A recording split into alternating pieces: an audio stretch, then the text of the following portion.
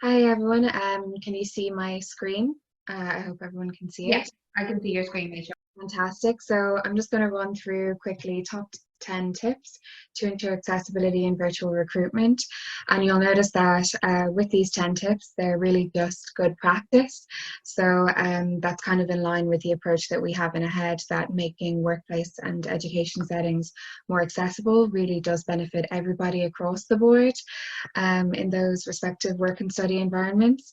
I'm sure a lot of you will be familiar with universal design or universal design for learning if you're in higher education. So really these top 10 tips kind of benefit everybody.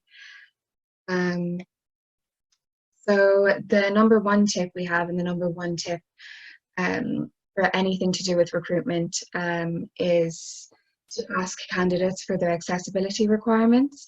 And I know a lot of you will know to do that when you're talking about an in-person interview, but you might neglect to do that for a virtual interview, thinking that, oh, is that even needed in that specific circumstance? But of course it is, because there are so many other disabilities other than physical disabilities. You've heard John Stewart and Stuart Lawler there talking about how important it is to have accessible virtual recruitment for deaf people and people with a visual impairment. But also if you look at people with dyslexia, if there's a written element to the virtual recruitment, I know we were partnered with an organisation and they wanted to assess the candidate's German, level of German, and they wanted to assess his written German, and due to COVID that had to be done virtually.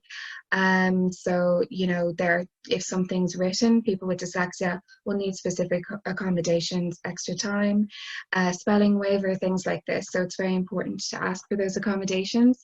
And I do love this quote by our very own Sinead Burke. As a society, we are so used to asking, do you have any dietary requirements? But we don't ask, do you have any accessibility requirements? So I think that's a good quote to take with you. Number two is to conduct a trial run. I have a little picture here of a guy shooting a film and saying, okay people, let's just do a quick dry run before we shoot this thing.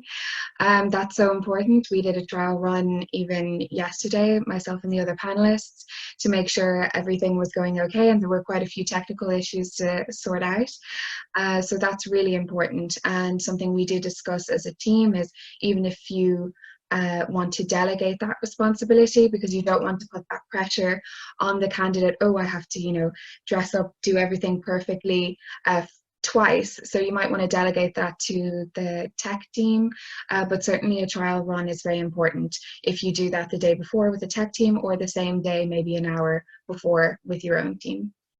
So number three, and I think this is probably the most important in terms of recruitment to always keep in mind, is to know and take measures to combat your implicit bias.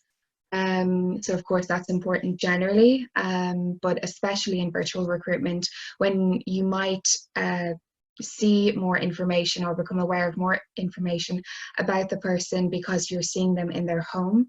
So they might have a religious relic behind them, a flag for their home country, something like this, and just to be aware of your own implicit bias and to not let that impact you. One very interesting point that Declan Mina from Fighting Blindness told myself and my colleague, if you're watching, Declan, hello, he said that you know, people with a visual impairment mightn't have the camera perfectly set in the way that's completely framing their face properly, and just to be aware not to let that impact you and impact your perception of them just because a camera is, you know, masking half of their face or something like this. So number four is to conduct virtual interviews in a quiet, clean and well-lit space. So that's very important. We talked about the blank backdrop being very important. Especially I have this picture of a woman experiencing sensory overload. So if we talk about how important it is to have a quiet space for someone on the spectrum, for example, if you have a lot of visual noise or just actual noise around you, that could be really off-putting for a candidate. And I know I did deaf studies as my undergrad, and visual noise was a big thing that I just mentioned. And if you have like a lot of patterns in the background, it can be quite, it can throw off someone who's deaf. So yeah, that's very important. And if you do foresee the potential for interruption, I know it's not possible to be completely quiet.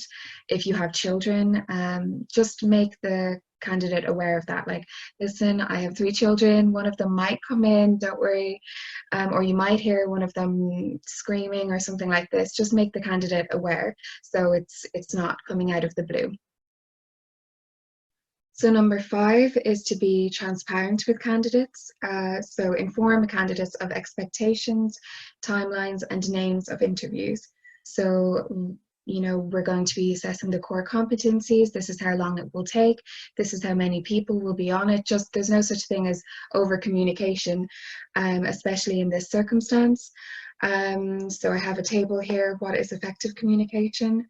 Effective, successful in producing a desired result, plus communication, exchanging information or news. So effective communication is when someone achieves a desired outcome by sharing key information or news. So the desired outcome in this situation is that everything runs smoothly, everything is aware of how the process should go. So just have a well-structured interview process and inform the candidate of all the details of those process, not specific questions, but the general outline. So number 6 is to be conscious to make the candidate feel at ease. You know, this is a highly unusual climate we're living in at the moment, and it's not a bad thing to acknowledge that at the beginning of the interview. Say, well, wow, isn't this strange that we have to do recruitment in this format? Just, you know, to put that person at ease. Remember to introduce yourself and the panel, to speak as clearly as possible. Give extra time for the candidate to respond. I think you can't really expect the same amount of time to be allocated for a virtual interview as you would for a real life interview. Things may go wrong. Just allow that extra time. Make sure to check in with the candidate both at the beginning of the interview and at various intervals throughout it. Can you hear me? Would you like that question repeated? Just all the time making them feel at ease and making them feel comfortable to speak up if, no, I didn't quite hear that. I can't really see the interpreter there. Just to constantly check in. And also remember, if you look at it from a disability perspective, the candidate could be experiencing disability symptoms that are heightened through this process, and they could be experiencing additional impacts and stresses resulting from the pandemic that may influence their engagement with you. So just to be empathetic about that and to be extra conscious to make the candidate feel at ease for an interview done in this format. So number 7 is to be mindful of the impact of the absence of physical cues. I know one of my colleagues was saying, I keep finding myself interrupting people accidentally because there's just that lack of, you know, someone just making it clear through their body language that it's time for me to speak now and for you to stop. So just be mindful of that, and that's especially pertinent for people on the spectrum who would have difficulty in that arena in the first place. So if someone's like interrupting a little bit, try not to judge them too harshly for it. And also, don't be afraid to say in a very nice way, thank you, we'll move on to the next question. Don't be afraid to stop the person in a nice way. Just as you would maybe if you were interviewing in person, you might, I know my boss, Caroline, said she would put her pen down, she would sit back to indicate to the person it's time to move on to the next question, but you don't have that in this situation, so don't be afraid to say we're going to move on now. And also to give the candidate an estimate amount of time per question, which of course is flexible, but just an estimate like, oh, we'll spend 2 minutes, 3 minutes per question, just so that they have that guideline internally. So number 8 is to treat virtual interviews as you would an in-person interview. So I know it's just very easy to become more relaxed and complacent when it is in your own home, but preparation is still very important. I have preparation as paramount here. always think alliteration helps me remember things. So have your set of interview questions ready and review the candidate's information, their resume, cover letter, and any additional documentation in advance. I mean, I know that's quite standard, but again, when you're working in your own home and you think, oh, I can go from having my breakfast to going on to this meeting, you might just let that slip a little bit. But remember, it's not just for yourself, but for the candidate, that it's important to have a well-structured interview and for you to be prepared to put them at ease. If you're flustering about, that can really unnerve a candidate, especially if they have a disability, like they're on the spectrum and they like that structure. So where possible, turn off your phone and computer notifications to avoid distractions. I know for this webinar, I have my mobile and our WAM mobile in a different room, so it doesn't interrupt me here. And ensure that you're giving the candidate your undivided attention. Again, where possible, I know these are unusual circumstances, and if you do have small children, if they come in, you can't just ignore them. And again, that goes back to the potential for interruption. Let the candidate know this at the beginning of the interview, that this is a possibility. So number 9 is be aware that technology issues may arise. That's a real possibility.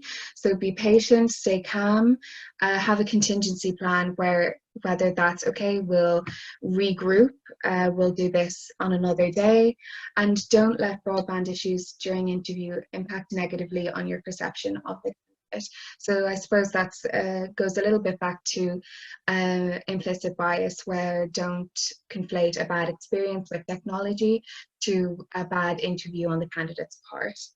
And I just have a picture of some guy getting very angry at his computer there.